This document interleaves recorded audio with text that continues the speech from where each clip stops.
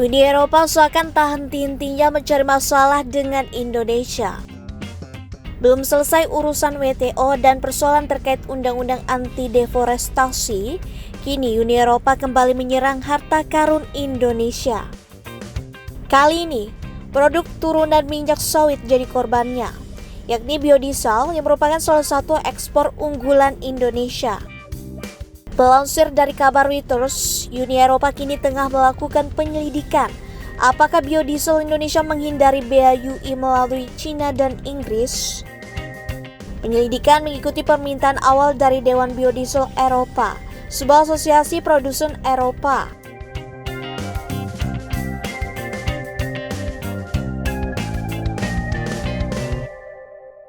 Uni Eropa ini merupakan tujuan terbesar ketiga Indonesia untuk produk minyak sawit. Ini menjadi pasar penting untuk biodiesel Indonesia yang dibuat dari minyak sawit. Menilik data Badan Pusat Statistik BPS, volume ekspor biodiesel Indonesia mencapai 180,75 ribu ton dengan nilai total 191,99 juta US dollar. Sebagaimana diketahui, sejak beberapa tahun belakangan, Indonesia sudah rutin memproduksi biodiesel yang berasal dari minyak kelapa sawit. Selain untuk konsumsi bahan sebagai bahan bakar alternatif dalam negeri, produksi biodiesel juga digunakan untuk kebutuhan ekspor. Indonesia merupakan produsen minyak sawit terbesar di dunia. Negara tetangga Malaysia juga menjadi salah satu produsen besar lain. Departemen Pertanian Amerika Serikat USDA mencatat Indonesia menempati urutan pertama dengan jumlah produksi mencapai 45,5 juta metrik ton pada 2022. Posisinya berada di atas Malaysia dan Thailand yang memproduksi masing-masing sebesar 18,8 juta metrik ton dan 3,2 juta metrik ton pada 2022. Tentu saja demikian sebab luas lahan perkebunan kelapa sawit di Indonesia juga kian meningkat. Sementara itu, dalam pernyataan berbeda Dewan Biodiesel Eropa menyatakan bahwa diperkirakan upaya menghindari bea masuk impor dapat merugikan US sekitar 240,34 juta US dollar tahun lalu.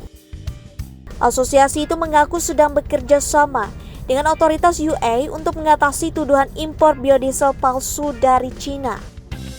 Hubungan perdagangan antara Uni Eropa dan Indonesia memang tegang oleh langkah blok tersebut untuk membatasi impor komoditas yang terkait dengan deforestasi. Sebelumnya, Indonesia memang sedang meminta konsultasi dengan Organisasi Perdagangan Dunia (WTO) terkait pengenaan bea masuk Eropa atas impor biodiesel dari Indonesia.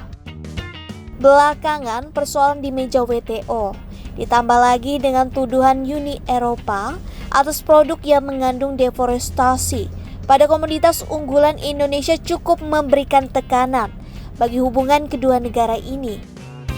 Pemerintah tengah menempuh jalan terjal akibat tuntutan di WTO atas pelarangan ekspor biji nikel yang dilakukan Indonesia. Bukan hanya masalah dengan WTO, negara lain ramai serang Indonesia atas mimpi indah Indonesia melakukan hilirisasi. Presiden Joko Widodo dengan tegas mengatakan pemerintah Indonesia tidak akan mundur untuk melanjutkan program hilirisasi meskipun sejumlah negara dan organisasi internasional kompak menyerang kebijakan RI. Presiden Jokowi menegaskan pemerintah tidak akan menghentikan kebijakan menuju industrialisasi dan hilirisasi komoditas mentah. Pasalnya, kebijakan ini akan memberikan nilai tambah besar untuk negara ini. Hilirisasi nikel akhirnya membawa Indonesia mendapatkan keuntungan lebih besar, bahkan mencapai 510 triliun rupiah. Dari sebelum hilirisasi ini berjalan, Indonesia hanya bisa mendapatkan nilai ekspor sebesar 17 triliun rupiah. Presiden juga sempat mengungkapkan dampak hilirisasi nikel yang sudah dijalankan Indonesia sudah menyerap lapangan kerja jauh berlipat-lipat dibandingkan ketika hanya menjual mineral mentah.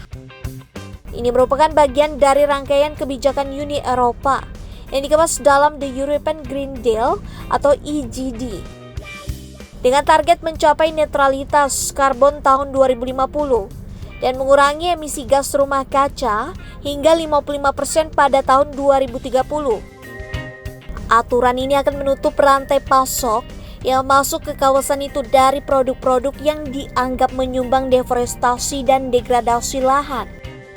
Seperti diketahui, EUDR mulai diberlakukan pada medio Mei 2023 lalu. Aturan EUDR itu aturan diskriminatif, sehingga Indonesia akan melakukan perlawanan dengan melakukan perundingan. Melansir dari White and Cash, peraturan deforestasi UI ini mengamanatkan uji tuntas ekstensif pada rantai nilai untuk semua operator dan pedagang yang berurusan dengan produk tertentu yang berasal dari ternak, kakao, kopi, kelapa sawit, karet, kedelai, dan kayu.